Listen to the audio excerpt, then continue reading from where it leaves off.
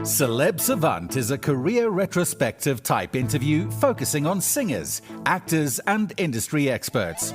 Join Barrett Edelstein now as he dives into the entertainment world.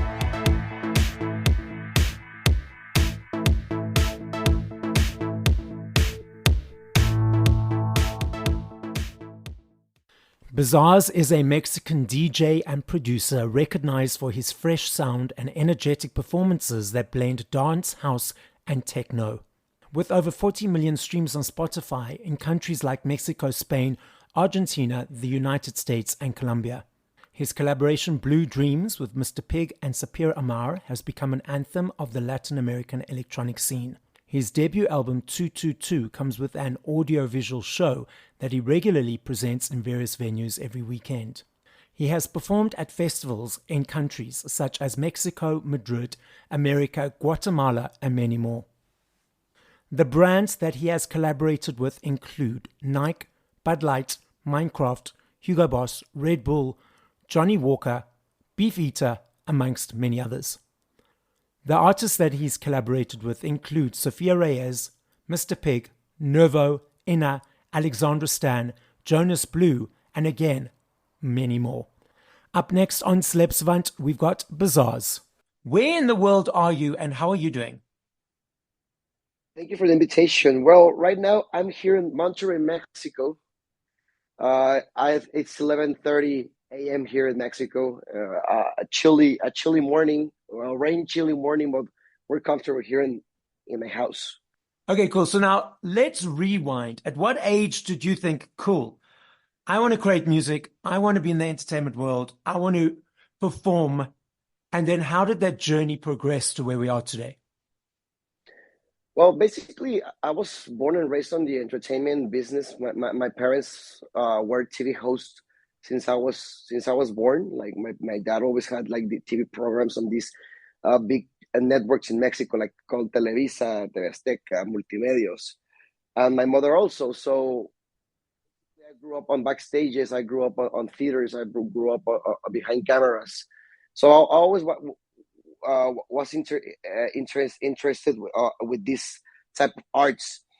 Even though I thought I need to study something like more professional, something like give me more security. So I graduated as a lawyer in 2016, and then I realized that I didn't want to be a lawyer in there. So I fully took the decision to become a DJ and a producer. But when I really decided to become an artist, I was like 23 years old. Yeah, 23 years old. Do you think by having parents in the industry and being backstage for multiple years predispose you more to being in the industry compared to if they weren't? Yeah, because that gave me vision. That gave me like this feeling, like I want to feel this feeling all my life. I want to feel comfortable. This is my world, you know. That feeling I didn't felt it in the office or in the court or anywhere else. I tried many jobs and the other. I said like the show business. I feel comfortable. So yeah, I think it gave me that vision. Like, let's unpack your creative world. So when you're creating a new song from scratch, from 0 to 3 to 4 minutes, is it easy every time? What motivates it? What inspires it? Let's unpack your creative brain. I think it's a combination between what I dream as a child, like what I wanted to create when I was like, I don't know, 9 years old, 10 years old. I have like this anxiety to know that I'm gonna die one day. So I tried to convert that energy of anxious energy. It was so powerful, like overwhelmed me in a certain point of my life, you know, when I was younger. But I learned how to channelize it, and when I learned that any emotion I can turn it into creativity, and that's a powerful tool, man, to be honest. So when I'm angry, when I'm sad, when I'm anxious, when I'm depressed, I always try to turn it to a video, a music content, something to write on, draw. I'm always trying to keep my mind busy creating stuff and doing or feeling in any type of art, dancing, food, you know, like gaming. I always try to expand my consciousness in that part to see how much power I can get, how much knowledge I can get, how much yeah, that's the whole point about my creativity, I think. And when you're creating music, do you create solely by yourself or do you collaborate with other artists? It depends. They're like I have my own children, and I have like children that I share the custody with. So it depends in which children I want to share and which doesn't. I which are more like for me are more valuable just for a feeling, as I tell you, a feeling that I'm trying to transform to music. Yes. But I think it's important to collaborate to people to expand your knowledge and to expand your know-how of making music. It's important to take both ways, to know how to make music by your own, but also learn to collaborate, because that also will give you a lot of features, a lot of more abilities, more Okay, got it.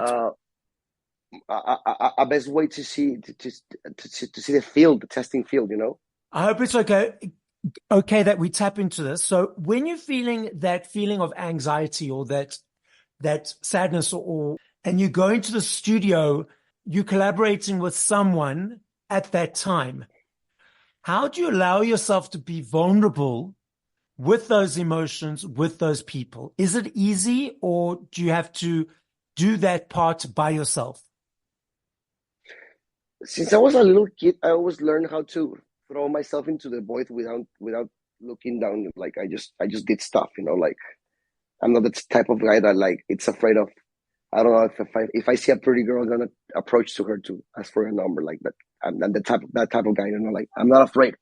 So I always try to. I think like if we experiment ourselves enough, we're gonna get a good report of what to do, what not to do. So I don't feel vulnerable when I'm in the studio, because I think it's a trust exercise. Okay. If you're in the studio with somebody, it's because you already have like 70% of the trust. I know you're making good music. I like your style. I trust you. Let's get inside into a studio, and you need to open. Otherwise, or it's not gonna be that organic or that authentic, I think. So when you started or decided to enter the creative world or music world or production world, did you start straight away with creating your own music? Or did you first start DJing and then at a later stage start producing your own music? I started DJing. Like I just wanted to play music, and for a long time I just DJ, and what I start having like this little on my head, like I need to start making music. I need to start making music, and after 7 years of DJing, I decided to start making music and producing, and it took me another 8 years to master that. So yeah. You still DJing now? Yes, I still DJ every weekend in here in Mexico. Every different part. I play in Mexico. I play in the States. I play in Guatemala. I'm trying to go. This year we're making the Euro trip. We're gonna make it to Asia also, but mostly here in Mexico. Every weekend in different states of Mexico, I play. So now when you got your set now, is it a combination of both your originals and covers, a balance of each? There's this Mexican say in Spanish says depende el sapo la pedrada. In translation, it depends the stone to hit the frog. If I'm in a club and I see a lot of white girls, I know I need to play some pop commercial stuff with my own. Like Yes. if I'm in the electronic community, I know I can play more electronic stuff instead of commercial. It depends the frog for the stone. So it depends who the audience is and it depends on the energy of the room. Exactly.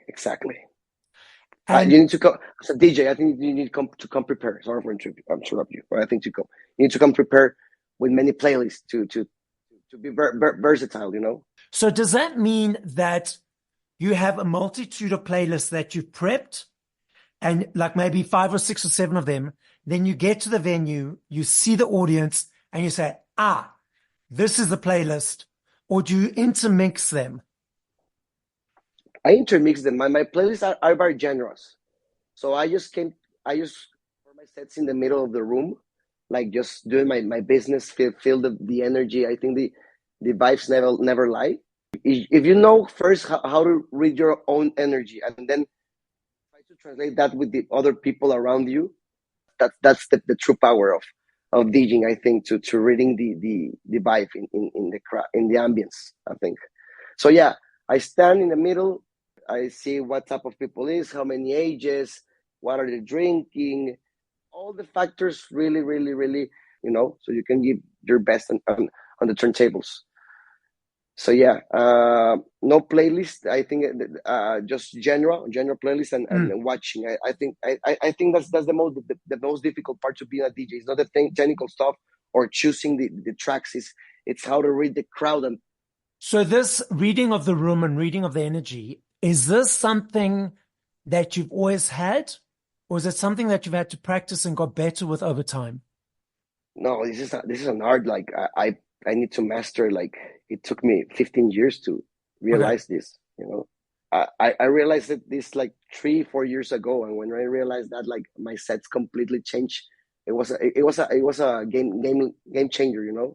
What was the thing that helped you realize that? What was the turning point?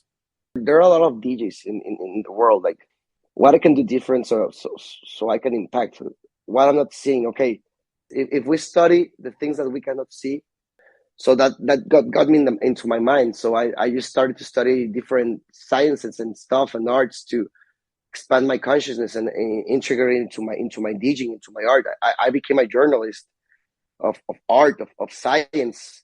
I read like Robert Greene, like I think it's the easiest way to understand neuro linguistic programming with Robert Greene, like Yes. mastery, the rules of the seduction, the rules of power. It's rules for society, rules of how power works. And I think too much knowledge to know. Like I just so I digest it to in a nutshell, in a nutshell. Just things that I can really use, like that things that work in your world. Exactly, like the procreation of the giraffes is not gonna work in my study field, That's so funny. Yes, I love this game. I know if I had to ask this question in 2 minutes, 2 years, 20 hours, I know your answer will be different every time. I recognize that and I understand that. I'm not saying favorite. I'm saying top of mind. 5 songs. If you had to play 5 songs by other artists, once we finish this conversation, what would those 5 songs be and by whom? All right. The first one is called Famax. Famax by Rafa Guido. Adam Port is playing it a lot right now in his sets, and Gaining Music is playing a lot in their sets. So I got it stuck in my head. The second track I think is a track that I just released with my fellow Maboy. It's called Kema. So it's a track that I released past February, and it's also really sticky. The lyric, a Latin lyric combined with tech house. So yeah, I got it on my mind all the time. What else? This track of Anima, Pictures of You Without Me. It's new. This melodic techno track is really awesome. What else? I got Kanye West, Flashing Lights. I don't know why. I got a custom right now. Like it's my power song. I think to groove myself. Like before getting in the shower, before going out night. I like to play some Kanye West. Frank Ocean. I just heard right now in rainy days. I like to hear Frank Ocean. Like especially the Blondie album. Yes. I think it's really cozy, really nostalgic to be being home and just be with you, enjoy yourself. I think if all your listeners, if you're feeling like depressed or down, listen to Frank Ocean. I think it's like a good glass of cold water, like when you're feeling down. I think. So now, just explain to us, where does the name, or how did you choose the name Bzars? Where does that come from? All right, so Mario Rodriguez Bzars, okay? His artist name is Mario Bzars. My real name is Alejandro Rodriguez, but every time I go to school, my last name was Bzars because of my father, because he was a TV host. Yes. So they call me Bzars since I was 7 years old, 6 years. Bzars. Okay, so it was more like a nickname, and I was really lazy to tell everyone like No, my real last name is Rodriguez, but yeah, I'm Bzars. Sure, whatever. I've been called Bzars since till this present, and it's the combination between the word English word bizarre Yes. and Bzars. Bzars. Okay, so bizarre is something like beautiful but strange at the same time, Yes. and I think that's myself. I'm a beautiful thing but strange at the same time. I think. I'm a little bit cuckoo as well. So. You need to be cuckoo in this world to survive. I think a little bit. I think just a little bit. I totally agree. What's next? What are the next? What's happening in the next few months? Any releases? What's your short plan and long term plan goals? Well, I'm about to release a track. It's called Tall White. It's with this Mexican upcoming artist called Grace, and it's a melodic techno track. Well, the concept is around that. Like I'm trying to introduce this alien race to my fellow Mexicans. Okay. With this melodic techno tune, so that's why it's called Tall White. The cover, it's like this ice giant floating in space. What else? I'm going to Europe, as I'm telling you, on summer and on autumn also, Italy and Belgium and Spain. I'm going to the ADE on October. What else? Wait, I have this collaboration. That's in Amsterdam, hey? Exactly, yes. Yep. What else? I have this big collaboration with Joel from Joel y Randy. He's one of the most iconic reggaeton stars, Latin reggaeton stars from all over the world, and I have this chance to collaborate with him in this electronic track called Mona Lisa. Also with this singer called Luciana, really talented singer called Luciana Caporazo. That's right now. I think she's on the top 10 charts with this track of Hardwell called Acid. Okay. Techno track of Hardwell called she sings on the track. So yeah, she's singing with Joel on this track called Mona Lisa. So this is my banger of the year. I think like I'm giving all my stakes to this horse. I think. So Bzars, the podcast is listened to throughout the world. As a final message, what would you like to say? If you're having a bad day, I listen to my music. I think you can connect to it. I always try to convert like my anxiety and my depression and my anger to make happy music and make euphoric music, something to make a mood changer. So yeah, try to listen to my music if you're trying a bad day. What else? Give yourself love. Thank you for listening to this episode of Celeb Savant. Please follow Barrett on TikTok, Instagram, YouTube, and Facebook at Celeb Savant. That's CelebSavant.